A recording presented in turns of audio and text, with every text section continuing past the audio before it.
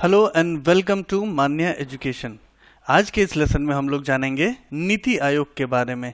नीति आयोग एक बहुत ही इम्पोर्टेंट संस्था है भारत की, जो कि प्लानिंग कमीशन को रिप्लेस करके बनाई गई है। बहुत सारी उम्मीदें हैं नीति आयोग से। आज हम लोग जानेंगे नीति आयोग के बारे में, लेकिन इससे पहले कि हम लोग ये लेसन शुरू करें, मैं आपसे रिक्वेस्ट करना चाहूँगा कि यदि आपने अभी तक हमारे चैनल मान्या एजुकेशन को सब्सक्राइब नहीं किया है तो कृपया सब्सक्राइब जरूर कर लीजिएगा हमारे यूट्यूब चैनल को, और हमारे फेसबुक पेज facebook.com/मान्या एजुकेशन को भी जरूर लाइक करिएगा।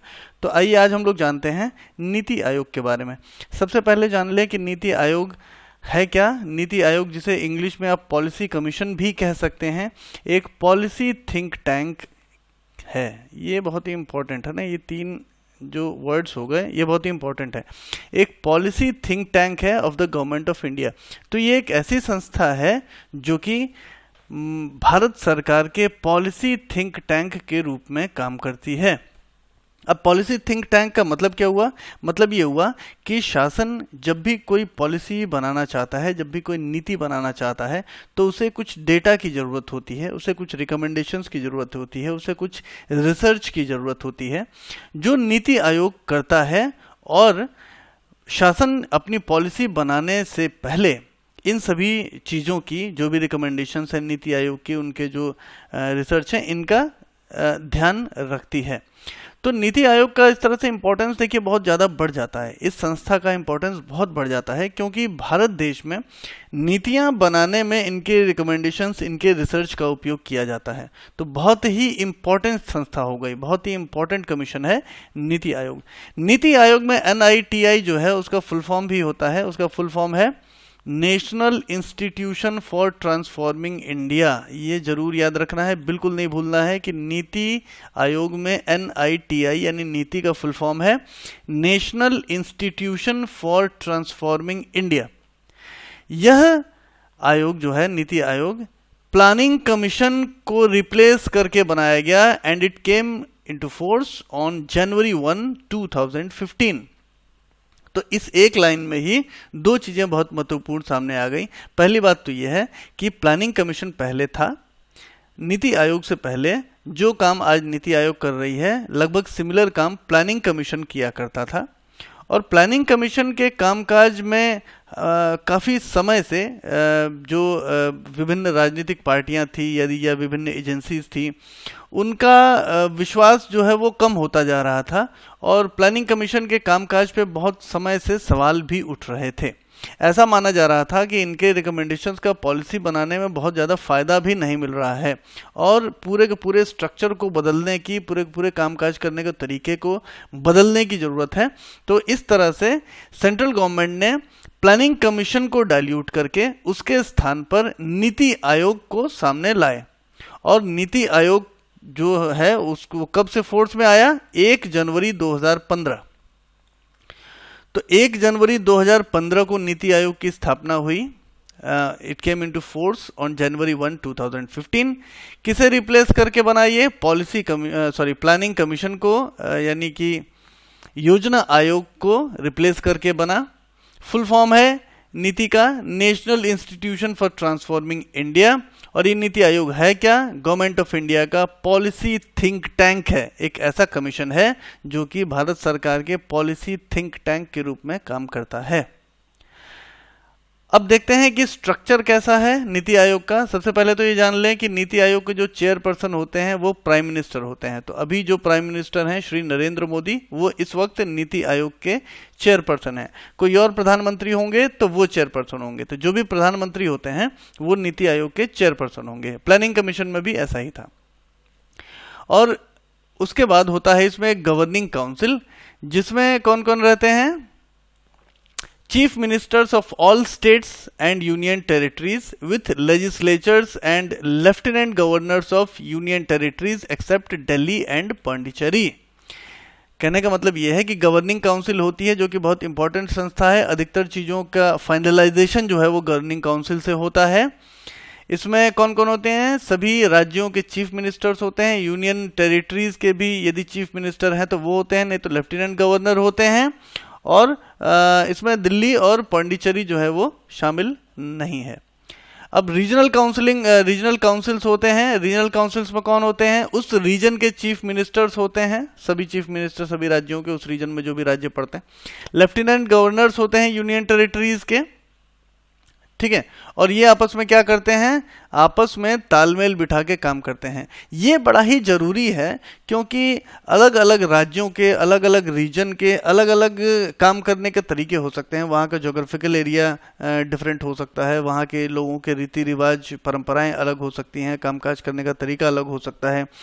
कोई जगह जो होती है वो एग्रीकल्चर के हिसाब से चलती है, कोई जगह होती है जो इंडस्ट्रीज के हिसाब से चलती है। तो अलग अलग जगहों के अलग अलग फीचर्स होने की वजह से रीजनल काउंसिल्स का होना बहुत ज़रूरी था, ताकि रीजनल काउंसिल्स से समन्वय बिठाकर और बाद में गवर्निंग काउंसिल से समन्वय बिठाया जाए, जिस तरह से एक अच्छी प्लानिंग बन सके। उसके बाद इसमें फुल टाइम ऑर्गेनाइजेशनल फ्रेमवर्क होता है, जिसमें वाइस चेयरमैन होते हैं, 4 फुल टाइम मेंबर्स होते हैं, 2 पार्ट टाइम मेंबर्स होते हैं जो कि लीडिंग यूनिवर्सिटीज, रिसर्च ऑर्गेनाइजेशंस वगैरह से आते हैं, जो कि एक्स ऑफिशियो होते हैं ना, यानी कि किसी यूनिवर्सिटी के वाइस चांसलर जो हैं, अब जो भी व्यक्ति होगा वाइस चांसलर वही यहाँ पे मेंबर हो जाएगा।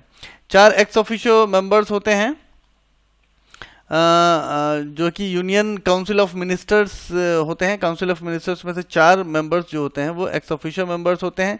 एक चीफ एग्जीक्यूटिव ऑफिसर होता है, ये बहुत ही इंपॉर्टेंट है। एक चीफ एग्जीक्यूटिव ऑफिसर होता है जो कि शासन में सेक्रेटरी की रैंक का ऑफिसर होता है, जो कि एडमिनिस्ट्रेशन को देखता है, और इसके सिवा एक सेक्रेटरीट भी होता है नीति आयोग के अंदर।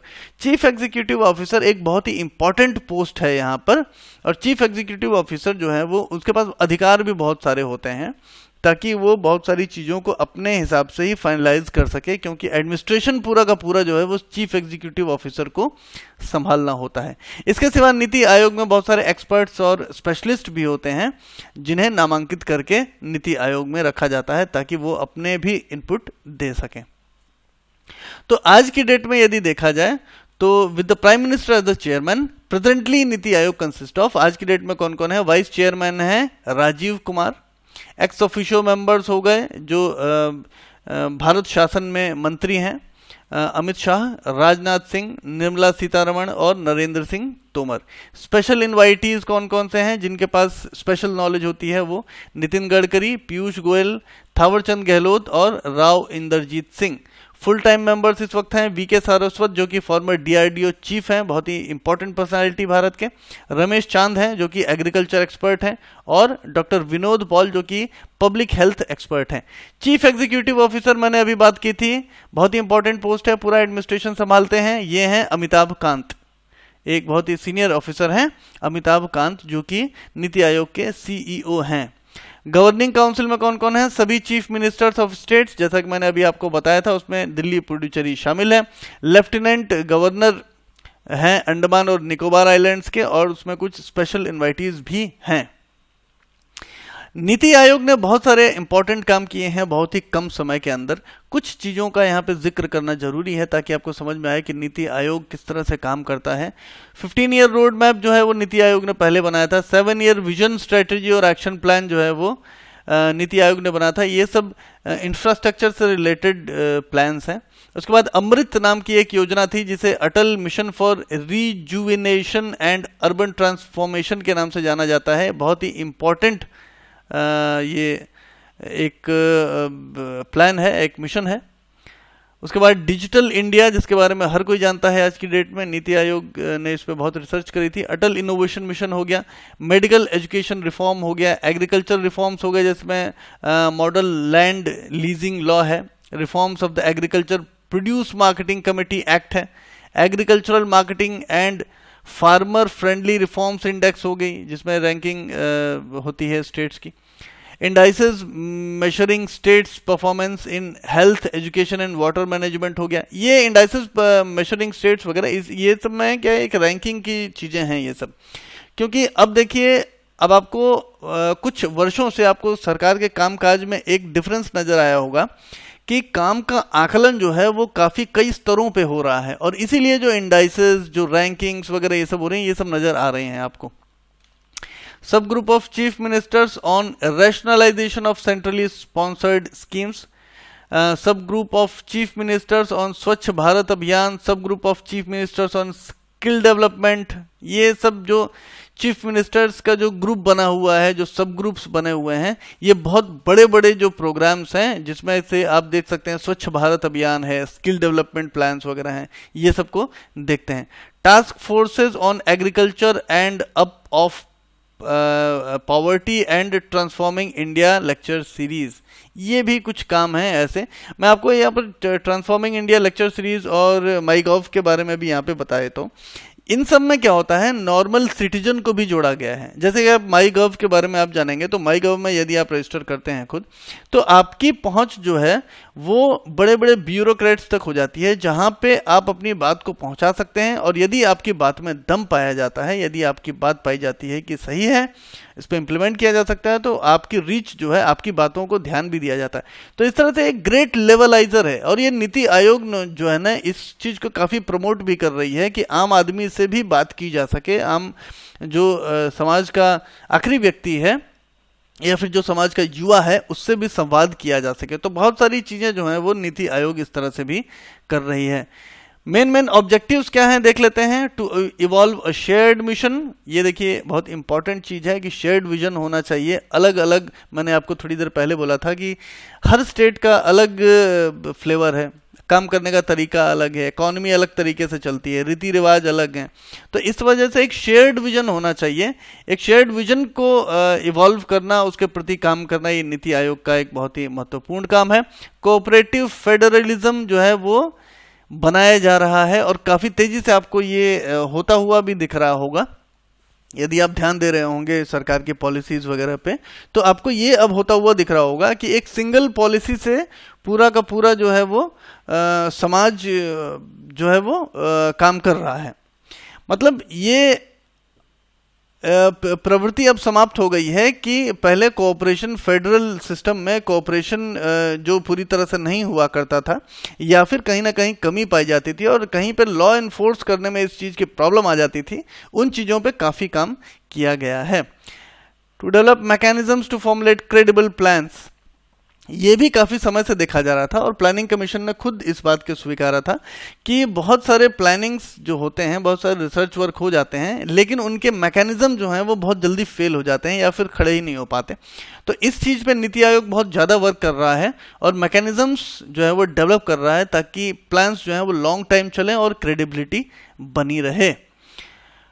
और इकोनॉमिक स्ट्रेटजी और पॉलिसी को ध्यान में रखते हुए कुछ एरियाज पे बहुत ही ज़्यादा स्ट्रेस करना, जैसे कि नेशनल सिक्योरिटी है ना, इन सब चीज़ों पे बहुत ज़्यादा स्ट्रेस करना ताकि कोई भी चीज़ कॉम्प्रोमाइज़ ना हो कुछ भी पॉलिसी बनाने में।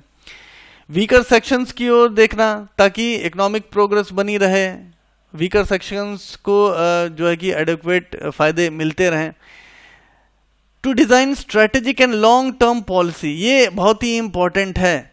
शासन ने 5 ईयर प्लान्स जो हैं वो तो 5 ईयर्स के लिए तो चलिए होते ही हैं, शासन ने बहुत सारी प्लानिंग ऐसी भी करने की सोच रखी है जो 20-20, 30-30 साल और 50-50 साल लंबे चलेंगे। ये भारत के इंफ्रास्ट्रक्चर के लिए, ये भारत जैसे बड़े देश के इंफ्रास्ट्रक्चर के लिए बहुत ही ज़रूरी था और इसीलिए नीति आयोग बहुत ज़्यादा काम कर रहा है इस चीज़ पे और बहुत सारे जो ऑफिसर्स की टीम इस पे अक्सर लगी रहती है कि इस तरह से स्ट्रैटेजिक और लॉन्ग टर्म पॉलिसी किस तरह से डिज़ाइन किया जाए, उस पर काफ़ी कुछ रिसर्च वर्क होता रहता है। और इसमें जो फीडबैक मिले हैं अभी तक और जो इम्प्रूवमेंट जरूरी है, ये सब के बारे में भी काफ़ी कुछ काम हो रहा है।